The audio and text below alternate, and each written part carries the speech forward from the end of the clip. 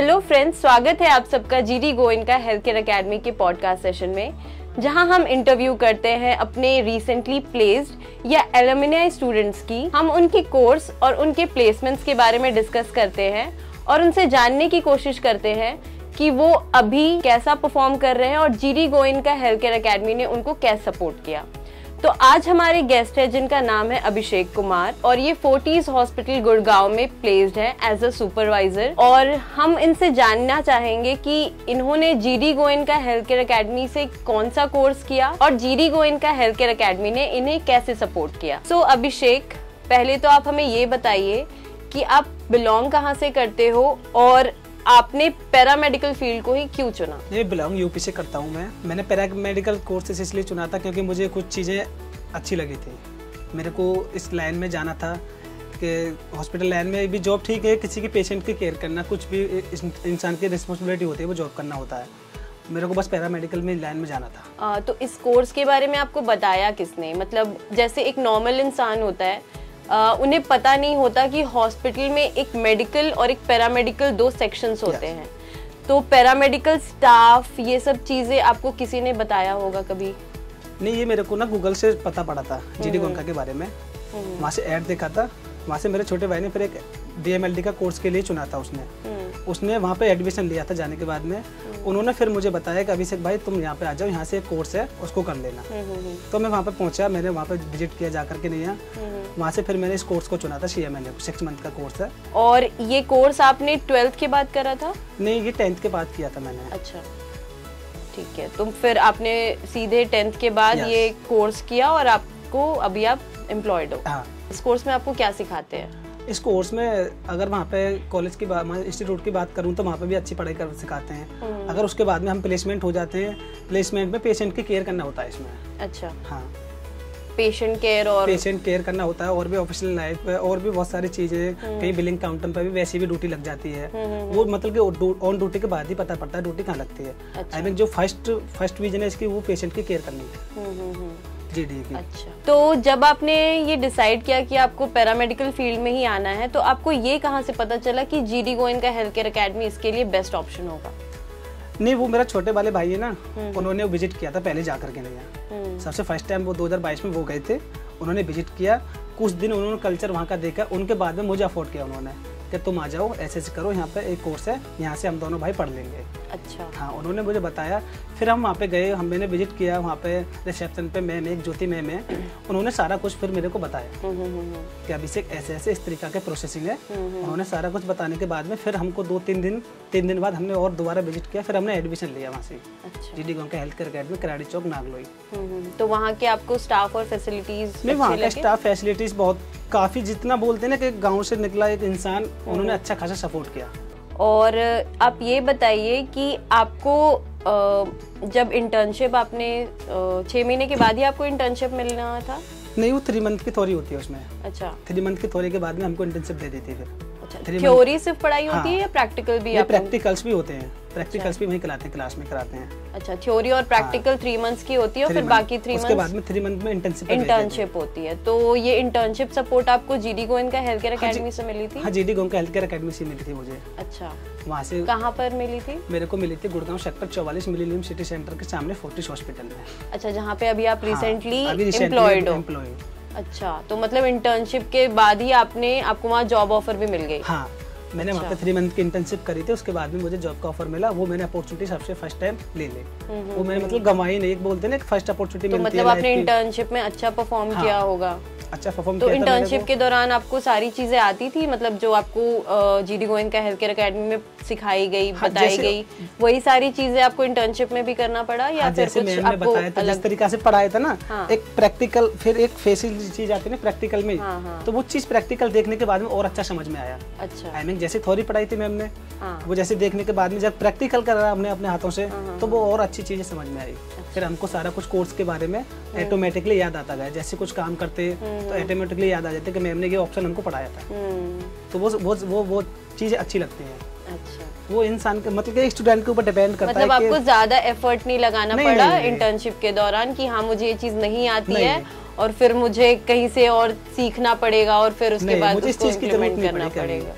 क्योंकि मतलब सारी चीजें अप टू डेट थी आपके साथ, आपके नॉलेज अप टू डेट, मेरी नॉलेज के हिसाब से मतलब कि पूरी अच्छी थी जिस तरीका से मैम ने पढ़ाया था। अच्छा, तो ऑब्वियसली इससे अच्छा और क्या ही हो सकता है कि आप इंटर्नशिप करते करते आपको वहाँ पे आपको प्लेसमेंट भी मिल गई, ऑफ कोर्स आप वैल्यूएबल एम्प्लॉय होंगे उनके लिए।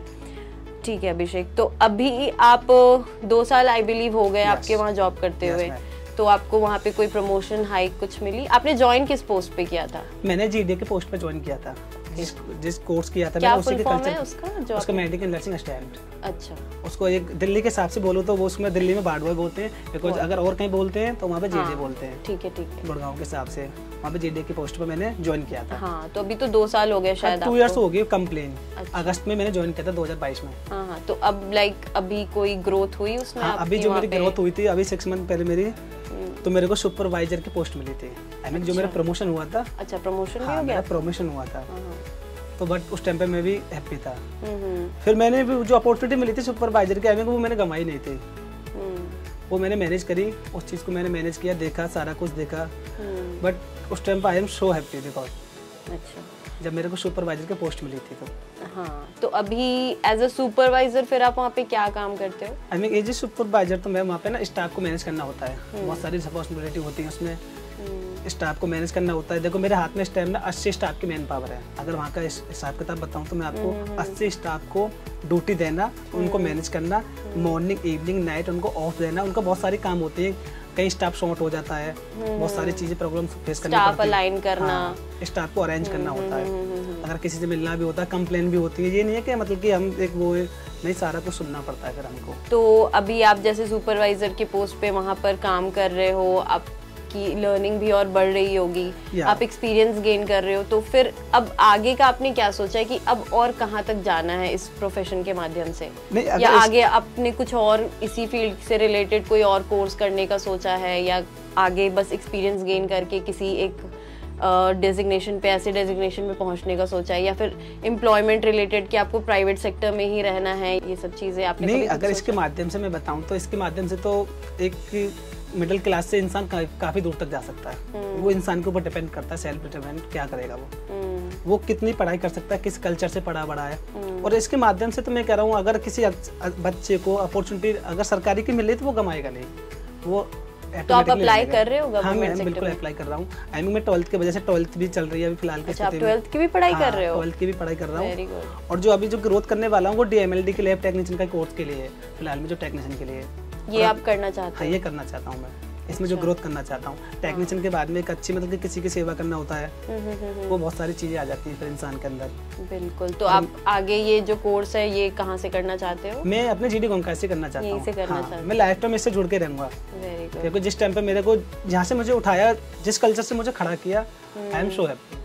2022 में सच में जिस कल्चर से मैं आया था, जिस हिसाब से मैं आया था, आपके बैकग्राउंड को अपग्रेड किया, मेरे बैकग्राउंड को हर चीज से उन्होंने किया, अपडेट किया, मेरे अंदर बहुत सारी चीजें बनाई, कॉन्फिडेंस आया, आपको ग्रूम किया, बिल्कुल इस तरीका की चीज। चलिए बहुत बढ़िया है। और तो अभी मतलब आपने, जैसे कि हम जहाँ तक जानते हैं कि हेल्थ केयर सेक्टर में सिर्फ इंडिया में ही नहीं, आउट ऑफ इंडिया भी बहुत ज़्यादा डिमांड है। बिल्कुल, है ना? यस। ये जो सेक्टर है ये बहुत ग्रो कर रहा है। Yes ma'am. तो ऐसा कुछ आपने सोचा है कि नहीं अब्रॉड भी शिफ्ट कर सकते हैं? नो, आई मीन अगर अपॉर्चुनिटी मिल रही है तो उसको गवाऊंगा क्यों? अगर बाहर जाने के मुझे अपॉर्चुनिटी मिलेगी, मैं छोड़ूंगा थोड़ी ना मैम। I am agree 100%। बिल्कुल जाने की तमन्ना रखूंगा मैं, बाहर जाने की, out of country. I mean जब हमने वहाँ से कोर्स किया था तो सर ने ये बोला था ये बात कि अगर किसी बच्चे को अगर अच्छी ग्रोथ करना है तो आउट ऑफ कंट्री जा सकता है, वो बच्चे के ऊपर डिपेंड करेगा, उसके इंटरव्यू के ऊपर डिपेंड करेगा। हाँ बिल्कुल, क्योंकि इस पोस्ट पर जो आते हैं वो अनस्किल्ड में आते हैं, उनको स्किल्ड बनाया जाता है, उनको स्किल्ड बनाया जाता है फिर आगे जाकर के नहीं है, उस हिसाब से फिर बच्चा ग्रोथ करता है।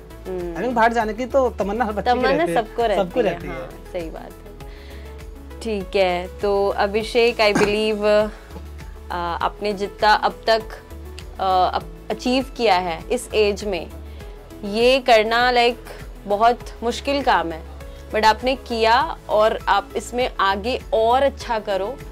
एज अ GD गोइन का एम्प्लॉय मैं आपको ये बेस्ट विशेस देना चाहती हूँ।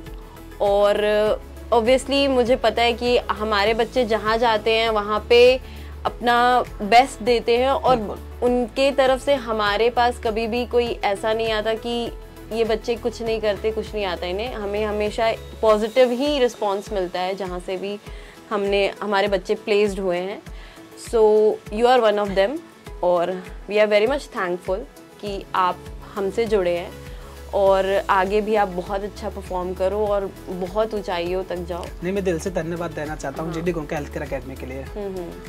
थैंकफुल बोलना चाहता हूँ मैं हमेशा, क्योंकि जिस कल्चर से उठा हुआ हूँ ना, जिन मैम ने मुझे पढ़ाया, क्योंकि उन्हें अच्छा स्ट्रगल किया था मेरे साथ में। ये नहीं है कि मेरी राइटिंग वाइटिंग हर चीज उनको पता थी मेरे बारे में कि अभिषेक ऐसा तू कुछ नहीं कर पाएगा अपनी लाइफ में। सीधे स्पष्ट बोला था। आई मीन जिस कल्चर से उन्होंने मुझे पढ़ाया, ये नहीं है कि मुझे पहले वो भी नहीं दी, 12वीं खड़ा कर देते थे वो, बिल्कुल क्लास दिनों का आज बिल्कुल नहीं रहेंगे हम आपको क्लास में। मतलब उनका था कि मैं बच्चे को कुछ ना कुछ बनवा के ही रहूंगी। बिल्कुल, उनका जो तरीका था ना वो बिल्कुल बहुत खतरनाक था, जैसे बोलते हैं। अगर आज मैं उनका फीडबैक दूंगा ना, आज भी फीडबैक में यही लिख के जाऊंगा कि मैम मुझसे आपको से डर लगता है। तो हाँ, इससे हम ये कंक्लूड कर सकते हैं कि ना सिर्फ हमारे स्टूडेंट्स बल्कि हमारी जो फैकल्टी है इन एवरी सेंटर वो भी बहुत हार्ड वर्किंग है। लेकिन बट वो बिकॉज वो ना वो सबसे हार्ड वर्किंग है। हाँ। वो ज्यादा खतरनाक थे, तो उन्होंने सबसे ज्यादा स्ट्रगल मुझ पे करवाया था। इससे पता चल रहा है लाइक आपको 2 साल हो गए वो एकेडमी छोड़े, बट स्टिल आपको वो उनकी एक एक चीज याद है। वो एक एक चीज मुझे याद है। निहारिका मैम ने बहुत सारा, मतलब कि सबने सपोर्ट किया जितना, लेकिन जो 2-3 मैम थी उन्होंने अच्छा सपोर्ट किया मुझे। वो हमेशा बोलती थी तू इतना शरारती क्या करेगा, कैसे जॉब करेगा, बाहर जाएगा तो कैसे रहेगा तू, किस कल्चर से। बट आई बिलीव जब वो ये वीडियो देखेंगे तो उनको सारे आंसर्स मिल जाएंगे कि अभी अभिषेक क्या है, कहाँ है, कैसा है। हाँ। और मुझे कितना याद रख रखा है उसने। नहीं, मैं उनको हमेशा याद रखूंगा तीनों मैम को, सच में, क्योंकि उन्होंने मेरे साथ में अच्छा किया। हाँ। अच्छा सपोर्ट किया। तो अभी आप जैसे बोल रहे हो कि आप DMLT कोर्स भी आगे यहीं से परस्यू करोगे, तो ऑब्वियसली फिर से आप कभी उनसे मिलोगे और आई थिंक वो भी बहुत खुश होंगी आपको इस तरीके से यहाँ देख करके। ऑन दैट नोट हम ये पॉडकास्ट अब यहाँ एंड करेंगे, क्योंकि अभिषेक आपने बहुत अच्छे से हमें क्लियरली बताया कि what this course is about. Abhishek, we are very much thankful to you. Yes ma'am. तो ये थे अभिषेक कुमार, जिनका experience GD Goenka health care academy में काफ़ी अच्छा रहा है और हम अपनी तरफ से उन्हें बहुत सारे बेस्ट विशेस देते हैं ताकि आगे चलकर ये अपना और GD Goenka health care academy का नाम रोशन कर सके।